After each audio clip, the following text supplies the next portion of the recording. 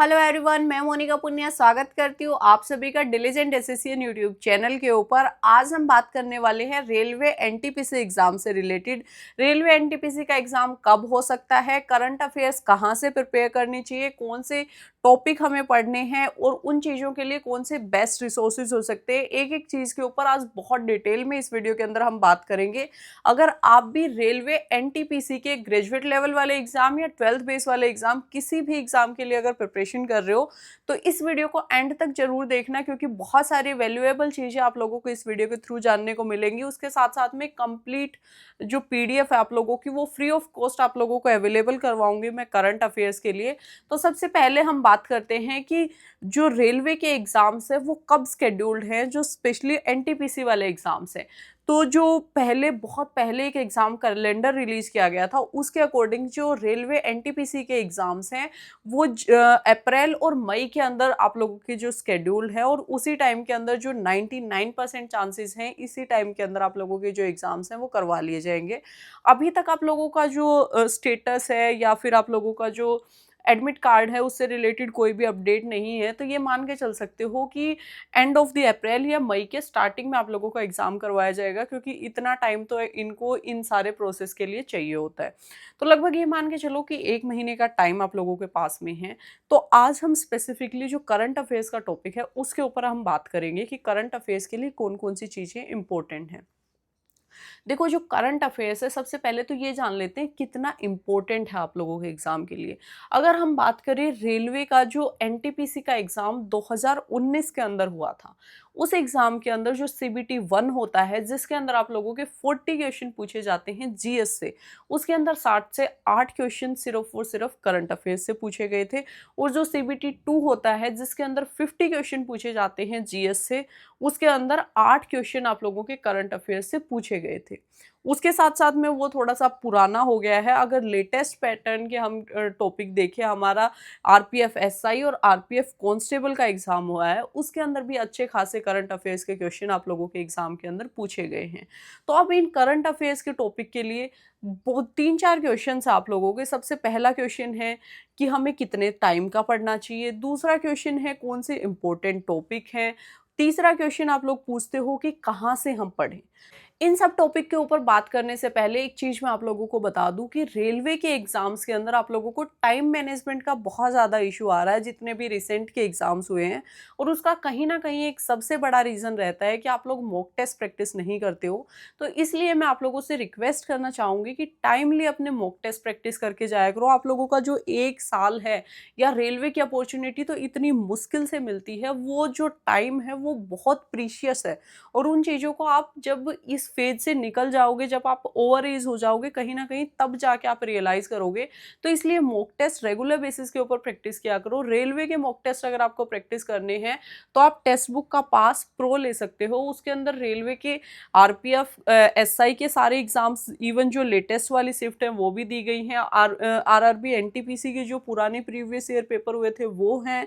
उसके साथ साथ में नए मॉक टेस्ट आप लोगों के लिए हैं। उसके बाद में अगर कांस्टेबल का रिजल्ट आ जाएगा, जैसे ही उसकी जो आपकी आंसर की आ जाएगी, उसके पेपर भी इसके अंदर इंक्लूड कर दिए जाएंगे। और सारे प्रीवियस ईयर क्वेश्चंस के साथ साथ में आप लोगों को नए मॉक टेस्ट भी लगाने हैं।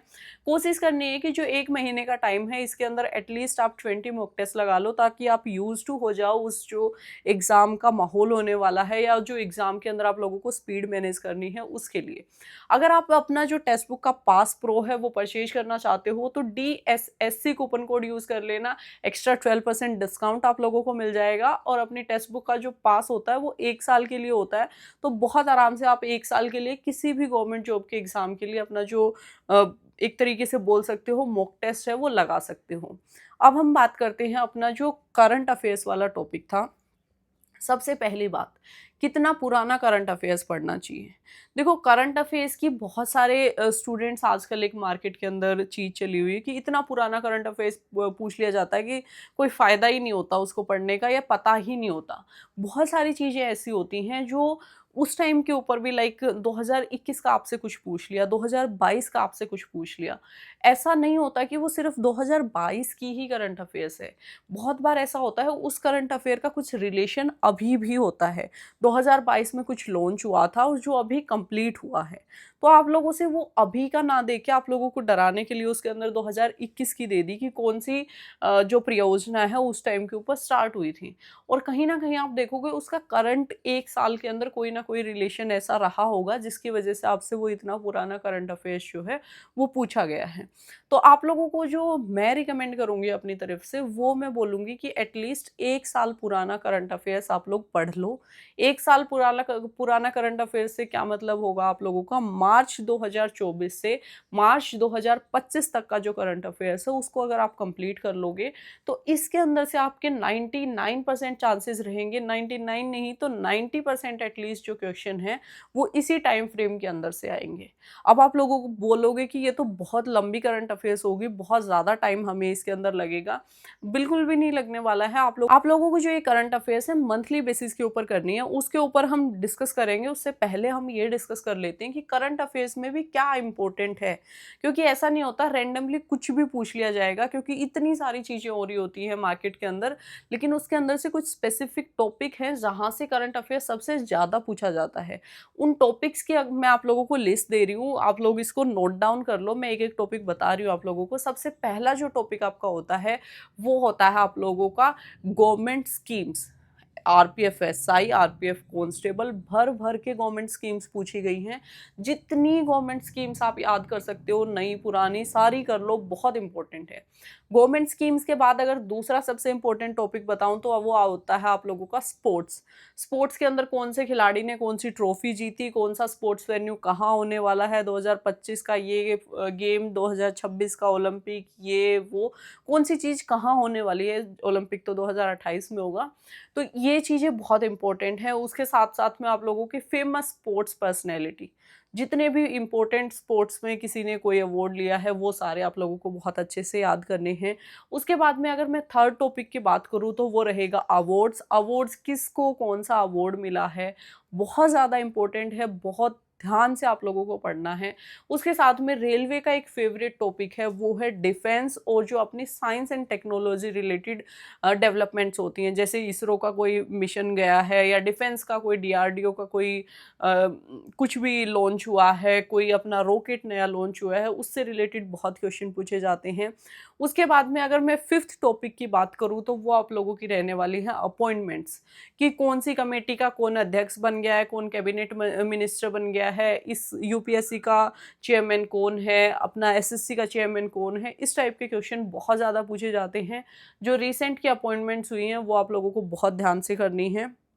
उसके बाद में अगर हम बात करें तो वो रहेंगे आप लोगों के इंडेक्सेस। रिसेंट के अंदर कौन से इंडेक्स के अंदर हमारी क्या रैंकिंग आई है उसको बहुत अच्छे से पढ़ना है आप लोगों को। उसके साथ साथ में आप लोगों को एक हमारा जो फेमस बुक्स होती हैं जो रिसेंट के टाइम में आई हैं, जिन भी बुक्स ने अगर कोई अवार्ड जीत लिया है रिसेंट के टाइम में, वो सारी बुक्स तो बहुत इंपॉर्टेंट हो जाती हैं आप लोगों के लिए और बहुत ज़्यादा आप लोगों को ज़रूरी है उनको पढ़ना। उसके साथ में आप पढ़ सकते हो समिट्स और सम्मेलन्स। कौन सी समिट, रिसेंट कोई समिट हुई है बहुत बड़ी G20 टाइप की, जैसे वो तो पिछले साल हो गई थी, उससे कोई अगर रिसेंट में समिट हुई है तो वो कहाँ पे हुई है, उसका इवेंट, उसका थीम क्या था, इन चीज़ों के बारे में आप पढ़ सकते हो। और फेमस पर्सनैलिटी इन जनरल, आप लोगों ने जिसको अवार्ड मिला है वो फेमस है, जिसने कोई बड़ा काम किया है वो फेमस है। तो इस टाइप से जो पर्सन इन न्यूज़ होते हैं वो भी बहुत ज़्यादा आप लोगों के एग्जाम में पूछे जाते हैं। स्पेसिफिकली अगर कोई ऐसा पर्सन है जो बहुत ज़्यादा आर्ट से रिलेटेड जुड़ा हुआ था, किसी कोई बहुत बड़ा म्यूजिशियन था या कुछ था, उसकी डेथ हो गई है या उसको कोई अवार्ड मिल गया है, तो वो बहुत ज़्यादा इंपॉर्टेंट हो जाते हैं, उसके बारे में आपको पढ़ना होगा। ये 5 से 6 टॉपिक आप लोगों को बताए हैं। अगर आपने ये बहुत अच्छे से कर लिए तो उसके बाद में आप लोगों के जो करंट अफेयर्स के नंबर हैं उसके कटने के चांसेस बहुत कम हो जाते हैं। अब हमारी सबसे इम्पोर्टेंट बात आती है कि इसको पढ़ना कहाँ से है, क्या पढ़ना है, कितना पढ़ना है, समझ में आ गया। अब इसको पढ़ना कहाँ से है वो समझा देती हूँ। सबसे पहली चीज़, हम मंथली पढ़ेंगे और उसके बाद में हम टॉपिक वाइज पढ़ेंगे। हम करंट अफेयर्स को डेली या वीकली करंट अफेयर्स हम नहीं पढ़ेंगे। मंथली करंट अफेयर्स अगर आप पढ़ना चाहते हो, यूट्यूब के थ्रू पढ़ना चाहते हो, तो 2 से 3 चैनल बता रही हूँ जहाँ से आप अपना मंथली जो कंपाइलेशन है उसको बहुत आराम से कंप्लीट कर सकते हो। सबसे पहला चैनल अगर मैं आप लोगों को बताऊँ तो क्रेजी जीके ट्रिक के ऊपर हिंदी के अंदर आप लोगों को जो करंट अफेयर्स का कंपाइलेशन है वो दिया जाता है, वहाँ से पढ़ सकते हो आप। अगर इंग्लिश में पढ़ना चाहते हो तो करंट अफेयर्स अपडेटेड एक यूट्यूब चैनल है, वहाँ से आप पढ़ सकते हो। उसके साथ साथ में आप जो अपने कुमार गौरव सर भी एक अपना कंपाइलेशन देते हैं मंथली, वो देख सकते हो आप।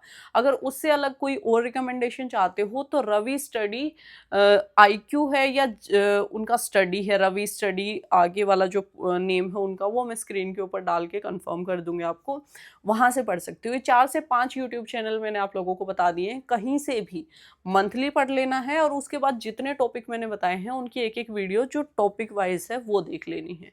जब आपका ये काम कंप्लीट हो जाता है उसके साथ में एडिशनल हम एक पीडीएफ से अपना जो कंप्लीट सिलेबस है या जो कंप्लीट अपनी 1 साल की करंट अफेयर्स है उसको कंप्लीट करेंगे। पीडीएफ के लिए आप मेरा टेलीग्राम चैनल ज्वाइन कर सकते हो, उसके ऊपर मैं करंट अफेयर्स की फ्री पीडीएफ आप लोगों के लिए अपलोड करवा रही हूँ। वहाँ से जाके आप अपना जो वो पीडीएफ है उसको डाउनलोड कर सकते हो और उसका प्रिंट लेना चाहो तो प्रिंट ले सकते हो। अगर बुक से वैसे ही पढ़ना है तो आप वहाँ से भी पढ़ सकते हो। बहुत सारे स्टूडेंट अब पूछेंगे कि क्या नोट्स बनाने की ज़रूरत है, तो नोट्स बनाने की ज़रूरत आप लोगों को नहीं है, सिर्फ आप उस पीडीएफ के अंदर हाईलाइट करके वहाँ से पढ़ सकते हो। वो पीडीएफ बाइलिंगुअल रहेगी, पहले उसमें इंग्लिश रहेगा उसके बाद में उसमें हिंदी रहेगा।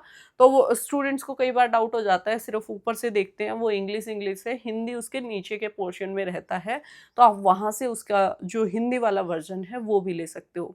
अपना उसको प्रिंट आउट कराओ और उसको डेली बेसिस के ऊपर पढ़ना स्टार्ट कर दो, इतना मोर देन सफिशिएंट रहेगा। इससे ज़्यादा टाइम देने की आप लोगों को जो करंट अफेयर्स स्पेसिफिकली उसके लिए ज़रूरत नहीं है। और भी अगर आप रेलवे से रिलेटेड कोई भी इन्फॉर्मेशन चाहते हो तो मेरे चैनल के ऊपर बहुत सारी वीडियोस हैं, वहाँ से आप देख सकते हो। और मेरे टेलीग्राम चैनल को अगर आप ज्वाइन करना चाहते हो तो पिन कमेंट और डिस्क्रिप्शन बॉक्स दोनों जगह मैंने लिंक डाल दिए हैं, वहाँ से जाके आप उसको ज्वाइन कर सकते हो।